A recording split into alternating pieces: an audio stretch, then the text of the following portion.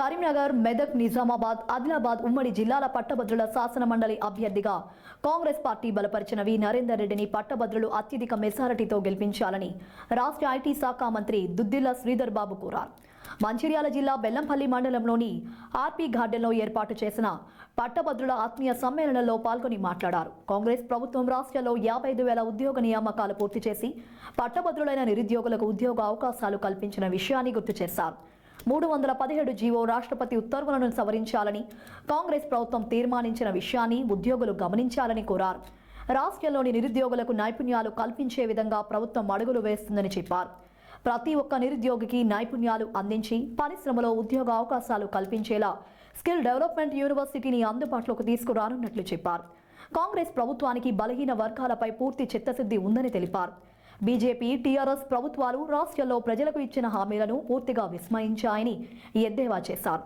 బెల్లంపల్లి నియోజకవర్గంలో 150 కోట్ల వ్యయంతో ఇంటిగ్రేటెడ్ విద్యా సంస్థను నెలకొల్పేందుకు కృషి చేస్తున్నట్లు చెప్పారు. అదేవిధంగా నియోజకవర్గంలో ఐటీ పార్క్ ఏర్పాటు కూడా శక్తివంతన లేకుండా కృషి చేస్తామన్నారు. స్థానిక ఎమ్మెల్యే వినోద్ చొరవతో బెల్లంపల్లి నియోజకవర్గ అభివృద్ధికి తాను వెన్నుదన్నుగా నిలుస్తానని చెప్పారు. బెల్లంపల్లి ప్రాంతంలో ఇంజనీరింగ్ కళాశాల ఏర్పాటు విషయమై సీఎం రేవంత్ రెడ్డి దృష్టికి తీసుకువెళ్లి విద్యార్థుల కలను నిజం చేసే దిశగా పనిచేయనున్నట్లు చెప్పారు.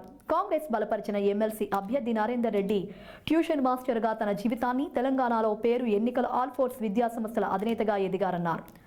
నరేందర్ రెడ్డి గెలుపుకు ప్రతి ఒక్కరూ కృషి చేయాలని కోరారు. నరేందర్ రెడ్డి శాసన మండలి సభ్యులుగా గెలుపొందితే పేద విద్యార్థులకు తన విద్యా సంస్థలో ఉచితంగా విద్యను అందిస్తామని హామీ ఇచ్చారన్నారు.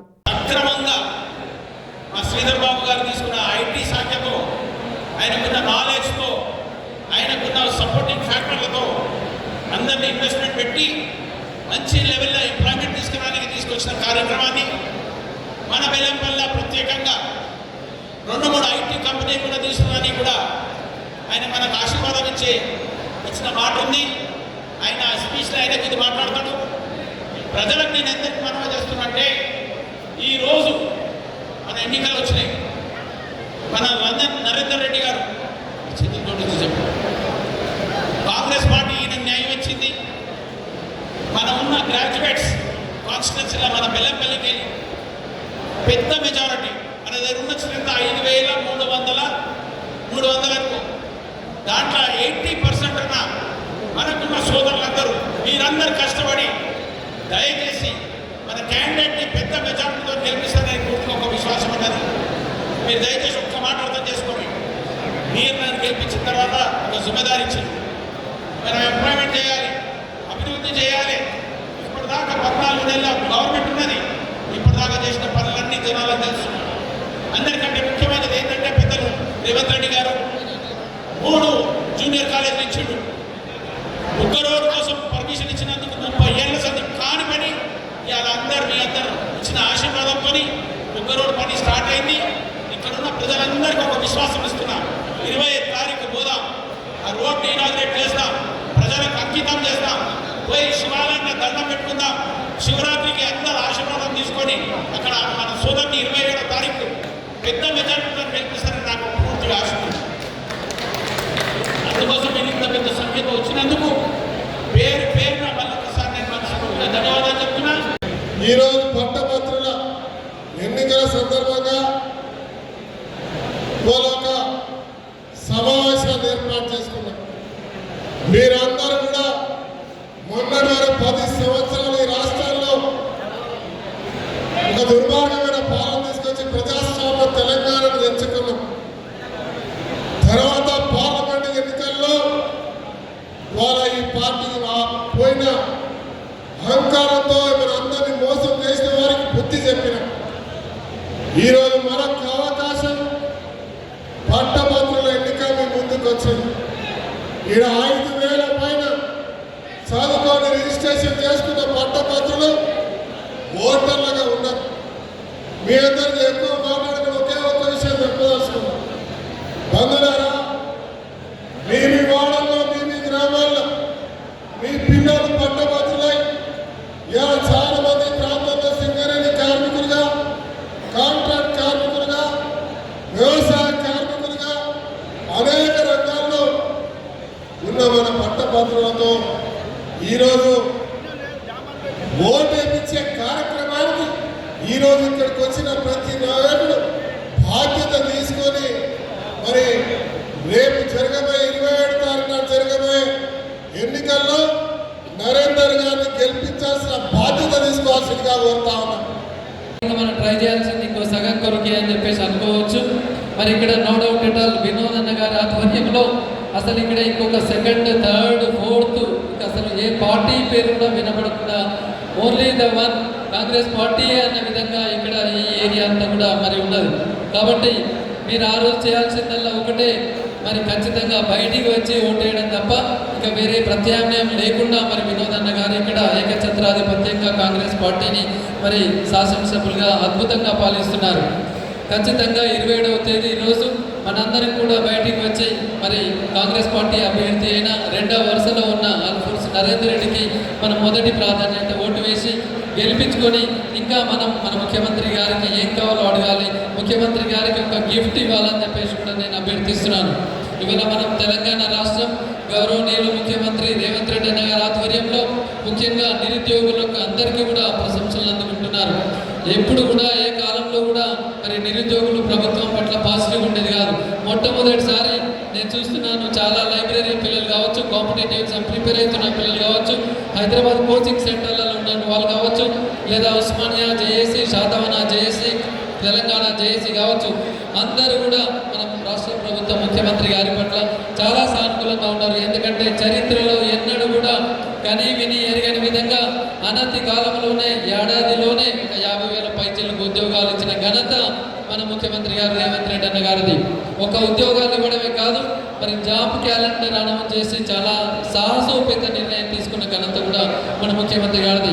ఇవాళ ఉద్యోగులు కూడా షార్ప్గా 1వ తేదీ నాడు వారి గౌరవ వేతనం రావడం, అలాగే వాళ్ళ ప్రమోషన్లు కావచ్చు, ట్రాన్స్ఫర్లు కావచ్చు, మరి అన్ని విషయాల్లో కూడా ముఖ్యమంత్రి గారు ఏదైతే ఎలక్షన్లో ఆ రోజు చెప్పి ఉన్నారో అవన్నీ కూడా మీరు చక్కచక్క వారు చేస్తున్నారు. మరి ఇవాళ మహిళలకు ఉచిత బస్సు గురించి మీకు ఒక ఎగ్జాంపుల్ చెప్తాను. నేను మొన్న కరీంనగర్లో టెట్ ఉచిత కోచింగ్ ఇచ్చాను. ఒక 1 మంత్ ఉచిత కోచింగ్ ఇచ్చినప్పుడు మన పెళ్లి నుంచి ఒక అమ్మాయి లేడీ కరీంనగర్కి ఉచిత కోచింగ్ క్లాసులు అటెండ్ అయింది. నేను అడిగాను, ఏంటమ్మా బెల్లంపల్లి నుంచి వచ్చామంటే, సార్ క్లాసులు చాలా బాగున్నాయి, ఇలా ఉచిత బస్సే కదా సార్ అని చెప్పేసి అమ్మాయి అంటే నేను అనుకున్నది, అబ్బా మన రేవంత్ రెడ్డి అన్న గారు ఎంత మంచి పని చేసి ఉన్నారని చెప్పేసి. ఇలా మహిళలు మరి ఎంతగానో దీన్ని సద్వినియోగం చేసుకుంటూ వెళ్తున్నారు.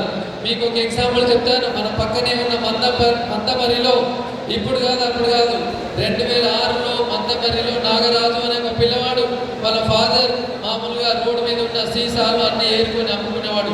అతి పేద కుటుంబంలో పుట్టిన ఆయనే నాగరాజు మా దగ్గరికి మెడికల్ కోచింగ్ వస్తే అబ్బాయికి 2 సంవత్సరాలు ఉచితంగా ఫ్రీ కోచింగ్ ఇచ్చాను, లాంగ్ టర్మ్ కూడా ఫ్రీ కోచింగ్ ఇచ్చాను. ఆ అబ్బాయికి మెడికల్లో 6 రోజుల ఎంసెట్లో లాస్ట్ టర్మ్లో 16వ ర్యాంక్ రావడం జరిగింది. నియోజకవర్గం మా సోదరులు మాజీ మంత్రివర్యులు గౌరవ శాసనసభ్యులు మరి గడ్డం వినోద్ గారి నేతృత్వంలో మా కాంగ్రెస్ పార్టీ శాసన మండలి అభ్యర్థి అయిన నరేందర్ రెడ్డి గారిని గెలిపించాల్సిందిగా కోరటానికి మరి ఇక్కడ ఉన్న మా పట్టభద్రులకు సంబంధించిన మా సోదరులను సోదరిమణులను కూడా కలుసుకొని వారి ఆశీర్వాదం తీసుకోవడానికి మేము వారందరినీ కూడా కోరటం జరిగింది. కాంగ్రెస్ పార్టీ గత సంవత్సర కాలం కేవలం 1 సంవత్సర కాల ఆయమలోనే ఏ రాష్ట్ర ప్రభుత్వం చేయలేని సంక్షేమ అభివృద్ధి కార్యక్రమాలు చేపట్టడం, ఈరోజు విద్యార్థులకు దాంతోపాటు పట్టభద్రులకు సంబంధించి ఉద్యోగాల అన్వేషణ విషయంలో 10 సంవత్సరాల కాలంలో మరి అనేక సంవత్సరాలు వేచిస్తున్న తరుణంలో ఈరోజు వారి ఉద్యోగ అవకాశాలు కల్పించి మెగా డిఎస్సిని నిర్వహించి 10,000 పైచీలకు టీచర్స్ నియామకాలను చేస్తూ నైపుణ్యాన్ని పెంచాలి.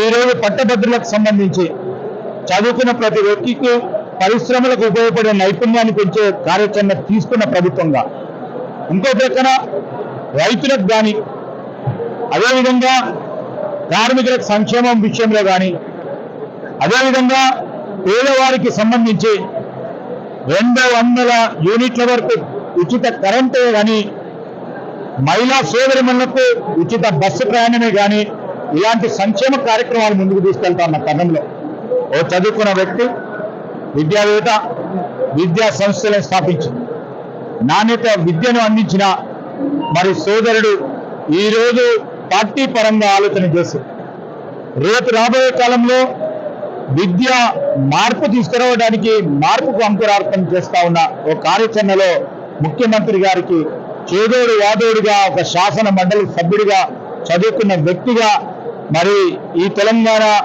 రాష్ట్ర చరిత్రలోనే చదువుకు సంబంధించి ఎంత ప్రాముఖ్యతనివ్వాలో దానికంటే మంచి రీతిలో ముందుకు తీసుకెళ్లే ప్రయత్నంలో కాంగ్రెస్ పార్టీ ఆలోచన చేసి నరేందర్ రెడ్డి గారిని అభ్యర్థిత్వాన్ని ముందుకు తీసుకెళ్లే ప్రయత్నం చేస్తా ఉన్నాం. నేను ఈ 4 జిల్లాలకు సంబంధించి కరీంనగర్, మెదక్, నిజామాబాద్, అదేవిధంగా ఉమ్మడి ఆదిలాబాద్ జిల్లాకు సంబంధించిన మేధావులకు, చదువుకున్న వారికి, పట్టభద్రులకు, ఉద్యోగస్తులకు, ఉపాధ్యాయ సోదరులకు, సోదరిమలకు, ఈరోజు ప్రొఫెషనల్ గా ఉన్న మా డాక్టర్లే కానీ, ఇంజనీర్లే కానీ, అడ్వకేట్ సోదరులే కానీ, వివిధ హోదాల్లో పనిచేస్తా ఉన్న ఉద్యోగస్థ సోదరులకు, సోదరిమలందరికీ మనవి చేస్తా ఉన్నాం. మీ అందరి అభివృద్ధి చేస్తా ఉన్న కార్యాచరణ భాగంలో మీ అందరి సహకారంతో కాంగ్రెస్ పార్టీ అభ్యర్థిని పెద్ద మెజార్టీతో గెలిపించాల్సిందిగా కోరుతా ఉన్నాం.